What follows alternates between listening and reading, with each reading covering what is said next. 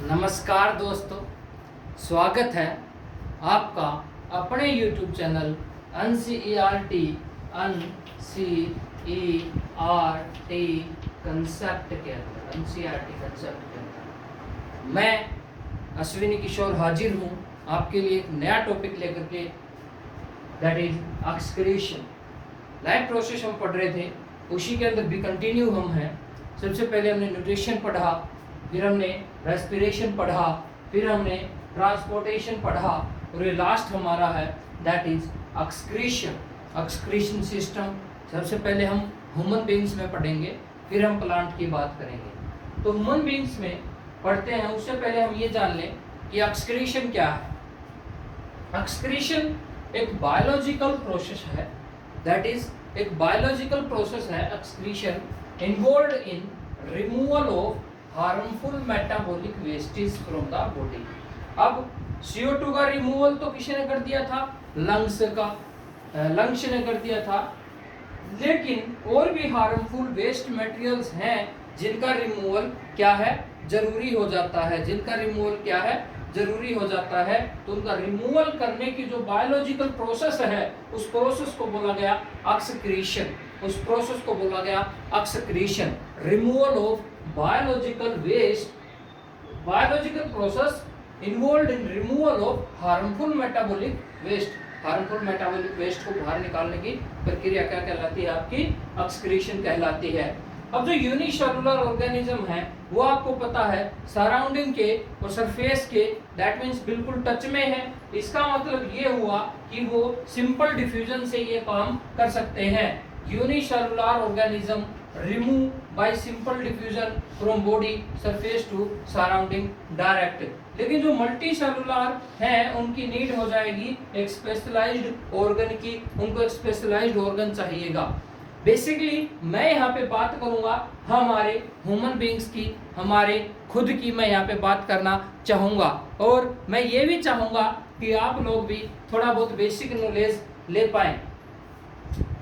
Human की अगर बात करते हैं, आदमी की अगर बात करते हैं, तो एक पेयर है किडनीज का, एक पेयर किडनीज का, गुर्दा जिसको बोला जाता है हिंदी में गुर्दा, ठीक है। तो मात्रा में कितने हैं? 2। That means a pair of kidneys. ये आप देख पा रहे हैं, ये जो दिख रही है आपको, ये किडनीज है आपकी, ये आपको जो दिख रही है, ये राइट साइड और ये लेफ्ट साइड। 2 किडनीज आपकी आप देख पा रहे हैं, राइट साइड और लेफ्ट साइड 2 किडनीज हैं। पेयर ऑफ यूरेटर, ये जो आपको दिख रहे हैं, ये वाला यूरेटर है, ये लेफ्ट यूरेटर है और ये राइट यूरेटर है। ये जो आप देख रहे हैं जो यूरेटर्स, इसके अंदर आ गए यूरिनरी ब्लैडर, ये आपका यूरिनरी ब्लैडर है जिसको पेशाब की थैली बोला जाता है। फिर उसके बाद ये यूरेथ्रा है, ये क्या आपका यूरेथ्रा है जो आप देख पा रहे हैं, ठीक है जी। तो यहाँ पे मैं वही बताना चाह रहा हूँ, पेयर ऑफ किडनीज आपने देखा, पेयर ऑफ यूरेटर्स आपने देखा, एक यूरिनरी ब्लैडर आपने देखा, और आपने क्या देखा? यूरेथ्रा देखा। तो किडनीज को यूरेथ्रा से जोड़ने, किडनीज को यूरिनरी ब्लैडर से जोड़ने वाले क्या है? यूरेटर 2 हैं, एक लेफ्ट में और एक राइट में। जैसे ही किडनी फिल्टर कर देगी यूरिन को, वो यूरिन आएगा यूरेटर्स में, यूरेटर के बाद यूरिनरी ब्लैडर में, और यूरिनरी ब्लैडर के अंदर स्टोर रहेगा। और जैसे ही नर्वस सिस्टम के कंट्रोल के अंदर है, मतलब हमारी इच्छा होगी, तो उस टाइम पे यूरेथ्रा के थ्रू पेशाब बाहर निकाल दिया जाएगा, वेस्ट मटेरियल बाहर निकाल दिया जाएगा। अब ये सारे के सारे, दैट मीन्स ये जो किडनी है, किडनीज ये लोकेटेड है किसके अंदर? एब्डोमेन जो कैविटी है उसके अंदर लोकेटेड है। हमारी जो बैकबोन है, आप देख रहे हैं, आपकी जो रीढ़ की हड्डी है उसके दोनों तरफ आपकी किडनीज रहती हैं एब्डोमेन में, एक राइट साइड में और एक लेफ्ट साइड में। मैंने दोनों आपको यहाँ पे बता दी हैं। अब जो यूरिन, किडनी में जो यूरिन प्रोड्यूस हुआ है, मैंने हिंदी में भी लिखा है, किडनी में प्रोड्यूस हुआ यूरिन जाएगा यूरेटर्स के पास, यूरेटर से हो जाएगा यूरिनरी ब्लैडर के पास, यहाँ पे यूरिनरी ब्लैडर में। अब यूरिनरी ब्लैडर के अंदर जो है स्टोर रहेगा थोड़े टाइम के लिए। फिर नर्वस कंट्रोल सिस्टम मैंने बताया यूरेथ्रा में, जैसे हमारा मतलब मन करेगा कि यूरिनेट करना है तो उस टाइम पे हम पेशाब कर देते हैं। Purpose of making urine is to filter out waste product from the blood. अब पेशाब बनाने का उद्देश्य क्या था, पर्पज क्या था? Purpose of making urine is to filter out, जो वेस्ट प्रोडक्ट है ब्लड के अंदर उनको बाहर निकालना ही इसका एक मेन पर्पज माना जा सकता है। जैसे CO2 रिमूव होती थी ब्लड से लंग्स के अंदर, याद है आपको CO2 रिमूव हुई थी ब्लड से लंग्स के अंदर, जो CO2 रिमूव हुई थी, उसी प्रकार ये नाइट्रोजिनस वेस्ट रहेंगे जैसे यूरिया है या फिर यूरिक एसिड है, ये भी रिमूव हो जाते हैं ब्लड से, कहाँ पे? किडनीज के अंदर। तो ये बात याद रखनी है, purpose of making urine is to filter out waste product from the blood just as CO2 removed from the blood in lungs, nitrogenous waste such as urea or uric acid are removed from blood in kidneys। Basic filtration अगर देखा जाए, basic filtration अगर देखा जाए, filtration जो unit है kidneys के अंदर उसको नेफ्रॉन बोला जाता है। उसके बारे में अब हम यहाँ पे डिस्कस करेंगे। Basic filtration unit in the kidneys is a cluster of very thin walled capillaries. बहुत ही बढ़िया और अचूक यहाँ पे बात बताई गई है कि बेसिक फिल्ट्रेशन यूनिट किडनीज के अंदर क्या है? Cluster of very thin walled capillaries. एक थिन वॉल्ड कैपिलरीज का क्लस्टर है, गुच्छा है सॉरी दोस्तों। Each capillaries in kidney is associated with cup shaped end of tube that collect the filtered urine. और किडनीज के अंदर प्रत्येक जो ये हमने बताई कैपिलरीज, उसके ऊपर एक कप शेप्ड मतलब एक स्ट्रक्चर रहेगा जो यूरिन को कलेक्ट करेगा। नेफ्रॉन का स्ट्रक्चर हम यहाँ पे अब ड्रॉ करेंगे, नेफ्रॉन के बारे में अब हम यहाँ पे पढ़ेंगे। ये डायग्राम आपको समझ में आ गया होगा। यहाँ पे लेफ्ट किडनी राइट किडनी दोनों बनाई गई है। फिर वहाँ से बताया गया है कि किडनीज के अंदर जो यूरिन आता है यूरेटर के थ्रू यूरेथ्रा मतलब यूरिनरी ब्लैडर, फिर यूरेथ्रा के थ्रू बाहर निकल जाता है। सारा डायग्राम यहाँ पे बना रखा है। किडनीज है, ऑल्टा है, लेफ्ट रीनल आर्टरी है, वीना कावा है, लेफ्ट यूरेटर है। NCERT के अंदर ये डायग्राम दे रखा है, आप अच्छे से देख लीजिएगा। अब मैं डिस्कस करूंगा थोड़ा सा नेफ्रॉन के बारे में। आपको बताया कि क्लस्टर बन जाता है कैपिलरीज का, और वो कैपिलरीज मैंने बताया क्या है? नेफ्रॉन है। ये मैंने यहाँ पे किडनी में से एक नेफ्रॉन निकाल करके आपके सामने रख दी है।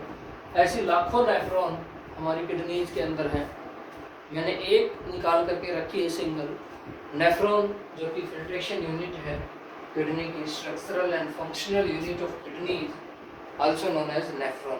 तो नेफ्रॉन स्ट्रक्चरल और फंक्शनल यूनिट है किसकी? किडनीज की, ठीक है।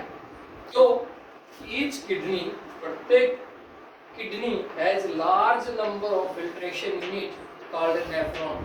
Large number of filtration unit that means बहुत ज्यादा अमाउंट में फिल्ट्रेशन यूनिट रहती हैं किडनीज के पास, जिनको नेफ्रॉन बोला जाता है, जो कि पैक्ड होती हैं क्लोज टुगेदर। सारी की सारी पैक्ड होती हैं, क्लोज होती हैं, एक दूसरे के अंदर घुसी रहती हैं। ये नेफ्रॉन आप देख पा रहे हैं। नेफ्रॉन को पहले समझ लेते हैं, नेफ्रॉन का डायग्राम क्या कह रहा है। जैसा डायग्राम है वैसे आप लिख भी सकते हैं नेफ्रॉन के बारे में। नेफ्रॉन के अंदर एक बाउमन्स कैप्सूल है, आप इसको देखिए, बाउमन्स कैप्सूल, जो यहाँ पे बताया गया था। Basic filtration unit in the kidneys, cluster of very thin walled capillaries, each capillary in kidney associated with, प्रत्येक कैपिलरी एसोसिएटेड है कप शेप्ड एंड, ये ध्यान से देखिए, cup shaped end of tube that collect the filtered urine. मतलब kidney के अंदर से फिल्टर्ड यूरिन जो आया वो ये कप शेप्ड यूरिन क्या कर लेगा? कलेक्ट कर लेगा। वो कप शेप्ड जो ये डायग्राम में अंदर यहाँ पे दिखा गया है, दैट इज बाउमन्स कैप्सूल। और इसके अंदर ये एफेरेंट आर्ट्रियोल है, ये इफेरेंट आर्ट्रियोल है, ठीक है। ये दो हैं, एफेरेंट और इफेरेंट। और ये गुच्छा जो बनाएंगे उसको ग्लोमेरुलस बोला जाता है। Glomerulus plus afferent plus efferent is equals to Bowman's capsule. तीनों मिलकर के क्या बनाएंगी? बाउमन्स कैप्सूल बनाएंगी। बाउमन कैप्सूल के बाद फिर नेफ्रॉन का जो पार्ट रहता है that is proximal convoluted tubule, PCT भी इसको हम बोल सकते हैं, PCT, proximal convoluted tubule, proximal convoluted tubule इसको बोला जाता है पीसीटी। उसके बाद आप एक यू शेप्ड स्ट्रक्चर जो आप देख रहे हैं, यू शेप्ड स्ट्रक्चर जो आपने देखा, that is known as Henle's loop, that is known as Henle's loop, इसको हेनलेज लूप बोला जाता है। फिर थोड़ा सा हम आगे बढ़ते हैं तो ये डीसीटी है, DCT that is distal convoluted tubule, DCT ये भी याद रखेंगे, distal convoluted tubule, DCT. DCT connect मतलब डीसीटी अब जो है वो किसके अंदर जुड़ी हुई है, कलेक्टिंग डक्ट के अंदर, कलेक्टिंग डक्ट के अंदर, CD that is collecting duct. तो नेफ्रॉन के मेन पार्ट मैंने बताया, एफरेंट आर्टरियोल, इफरेंट आर्टरियोल, दोनों मिलकर के गुच्छा बनाया, दैट इज ग्लोमेरुलस। ग्लोमेरुलस एक कप शेप्ड स्ट्रक्चर के अंदर ये पैक्ड है, जिसको बाउमन्स कैप्सूल बोला गया।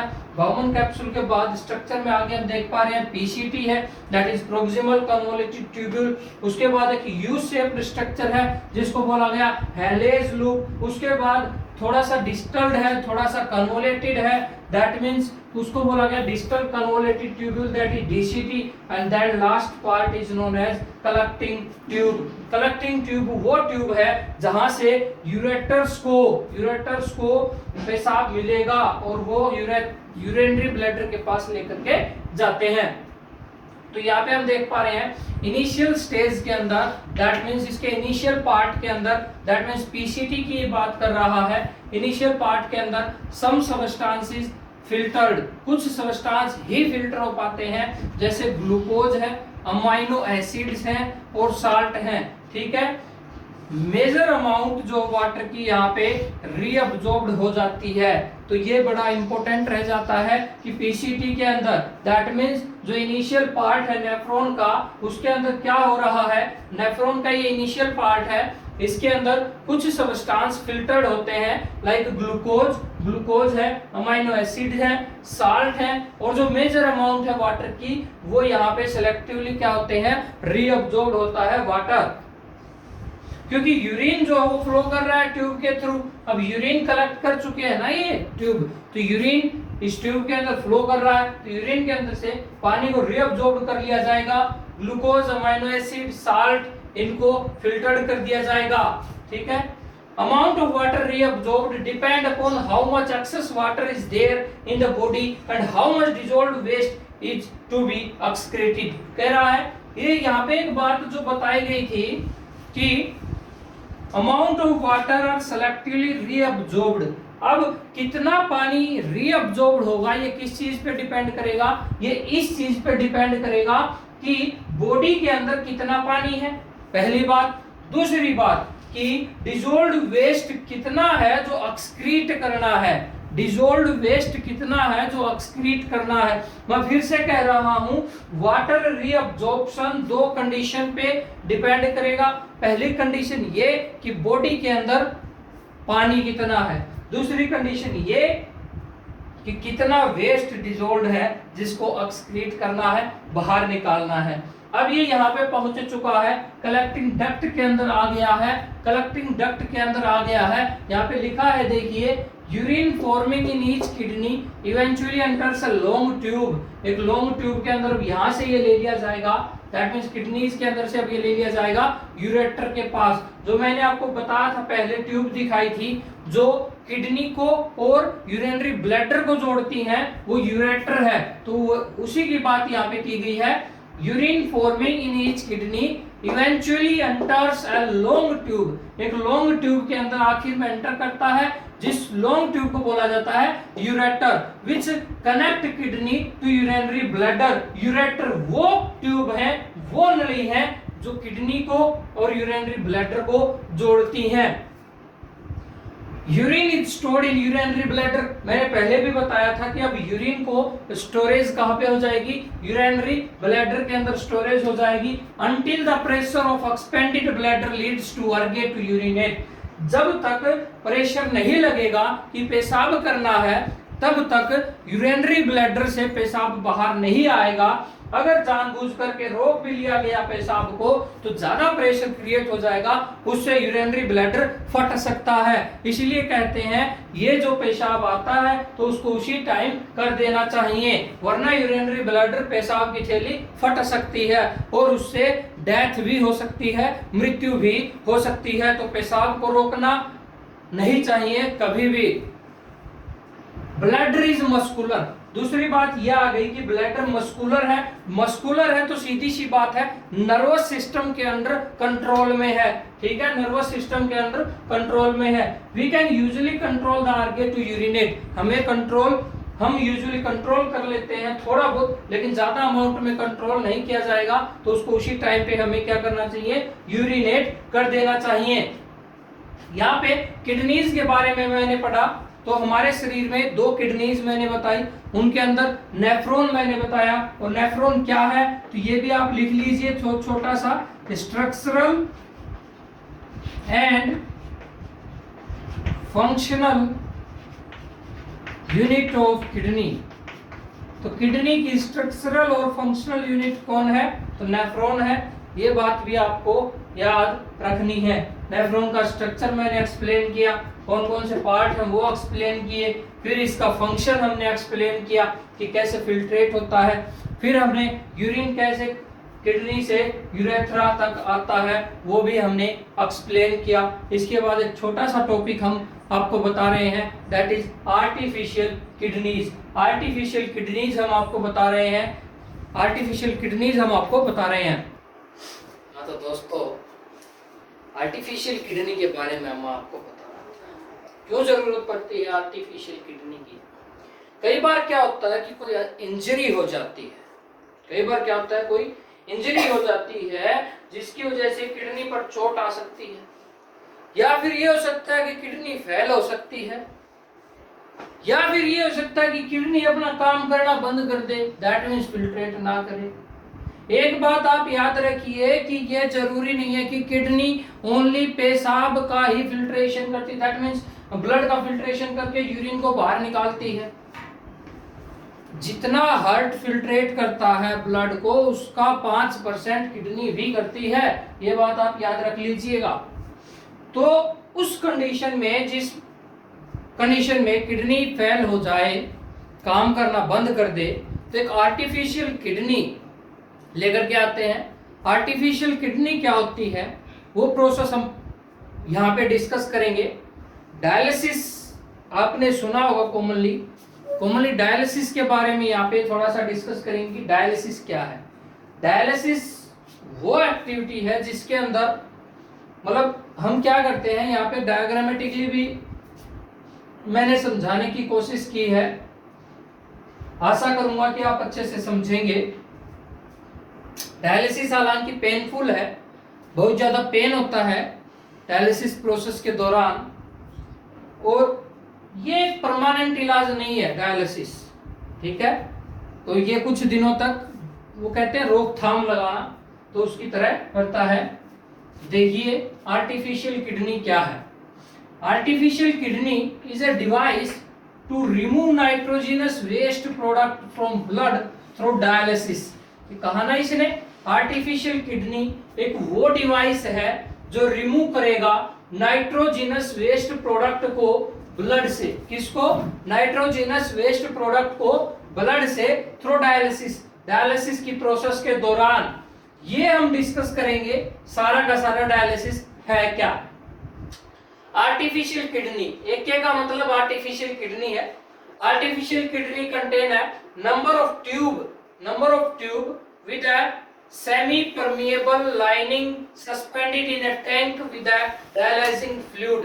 ये क्या कह रहा है देखिए, आर्टिफिशियल किडनी कंटेन है नंबर ऑफ ट्यूब्स। ये आप देख रहे हैं नंबर ऑफ ट्यूब्स, बहुत सारी ट्यूब्स यहाँ पे प्रेजेंट है। कंटेन है number of tubes, artificial kidney contain है number of tubes with a semi-permeable membrane। मैंने यहाँ लिखा tubing made of selectively permeable membrane, वही बात यहाँ पे बताई गई है।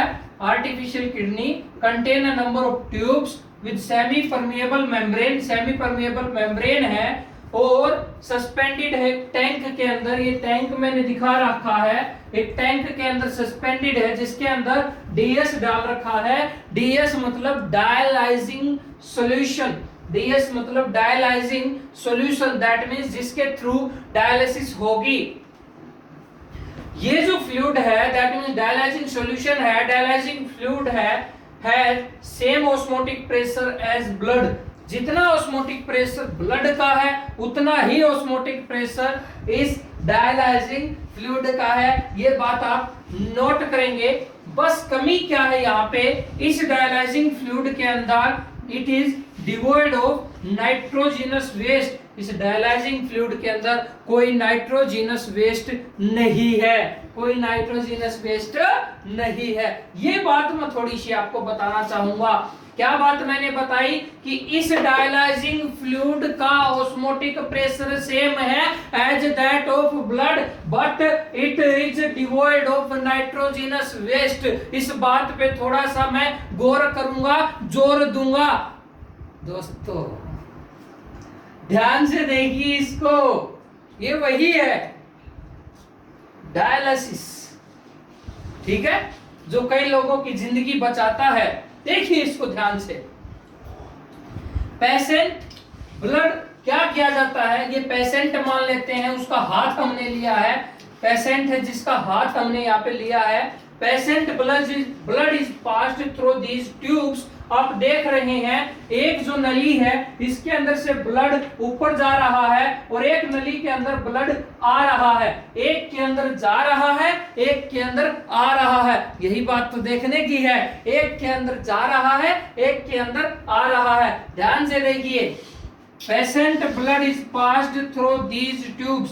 पेशेंट का जो बीमार आदमी है उसका खून, उसका रक्त इस ट्यूब्स के अंदर हम क्या करेंगे, पास करवाएंगे।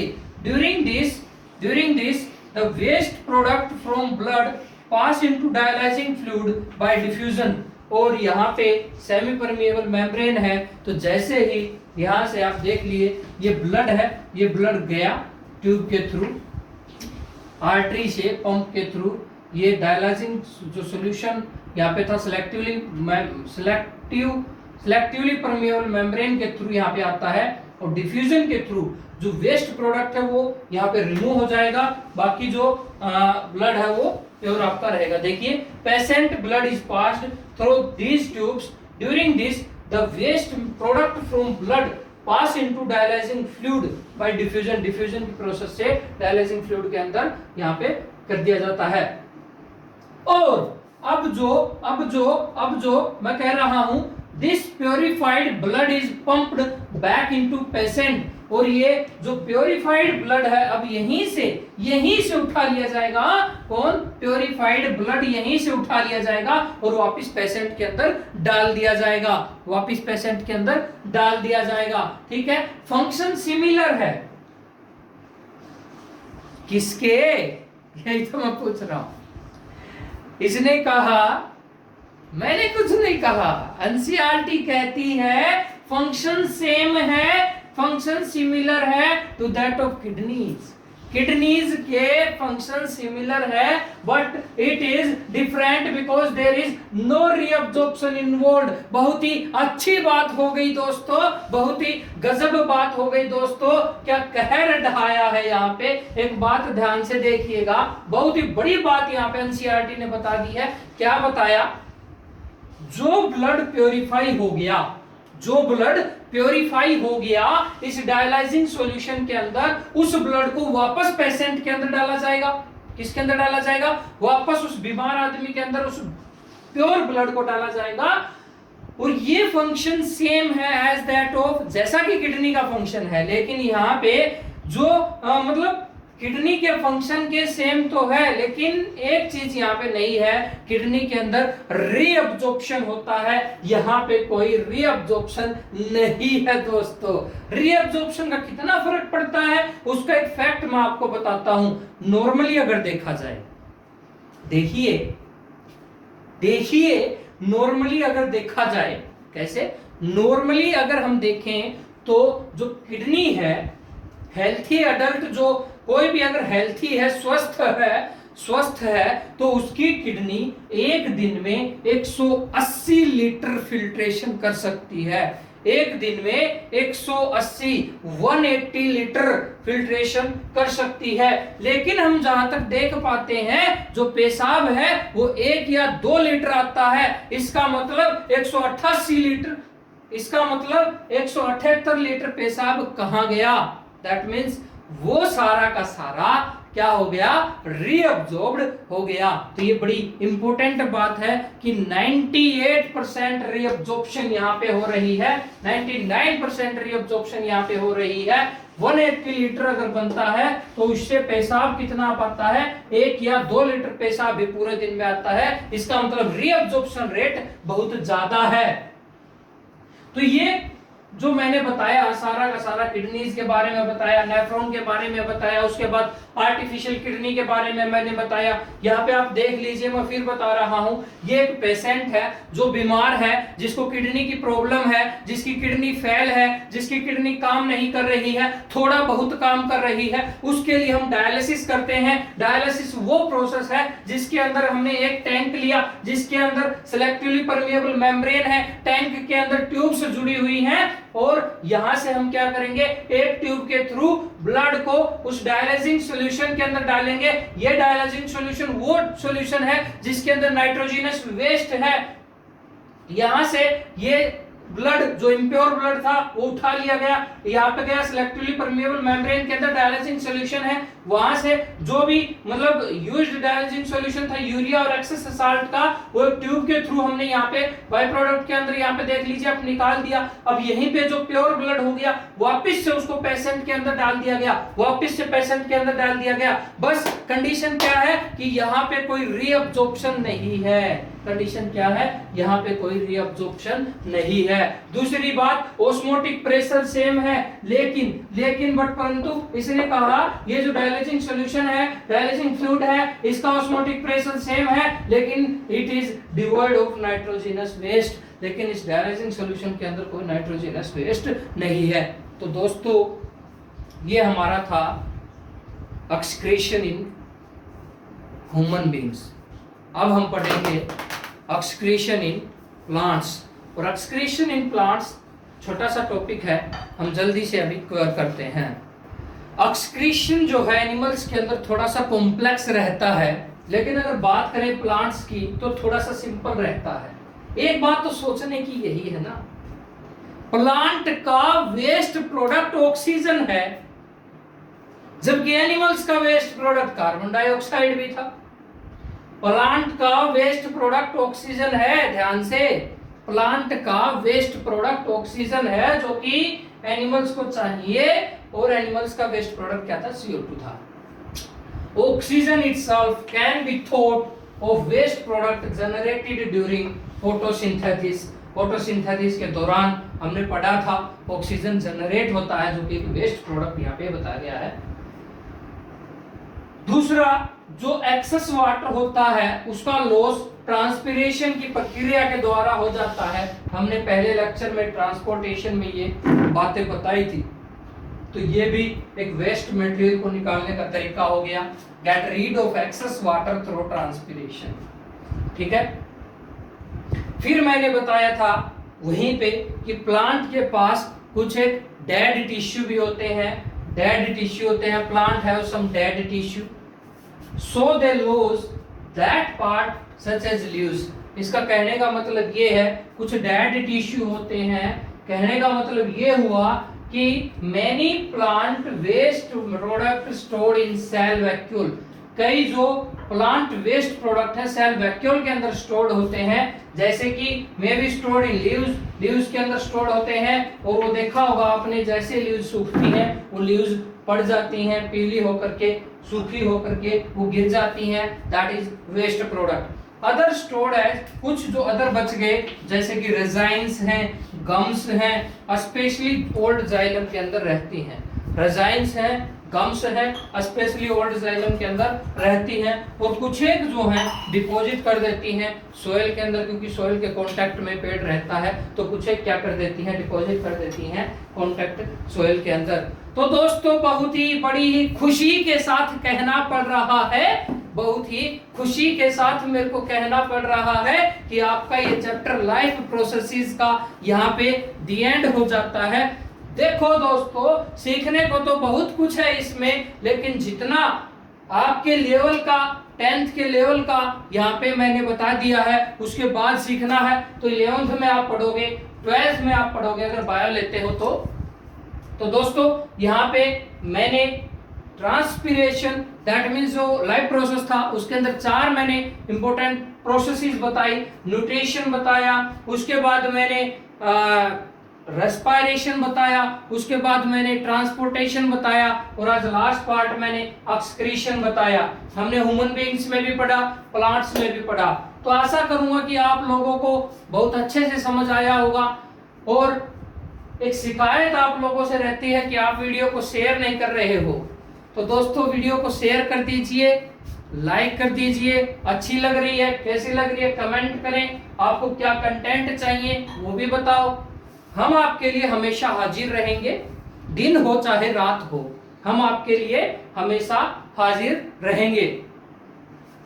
तो दोस्तों आप चैनल को सब्सक्राइब करो, और मैं आज फिर से कह रहा हूं उन बच्चों तक इस वीडियोस को पहुंचाओ जिन बच्चों को इनकी जरूरत है, जो एक्चुअल में कोचिंग सेंटर पे या फिर और कहीं नहीं जा सकते और वो पढ़ना चाहते हैं, उन बच्चों को पढ़ाइए, क्योंकि हमारा चैनल एनसीईआरटी कंसेप्ट स्पेशली काम कर रहा है ऐसे बच्चों तक अपनी वीडियोस पहुंचाने का जो बच्चे बेचारे पैसा नहीं दे पाते कोचिंग सेंटर का, कोचिंग सेंटर में इंस्टीट्यूट में नहीं जा पाते।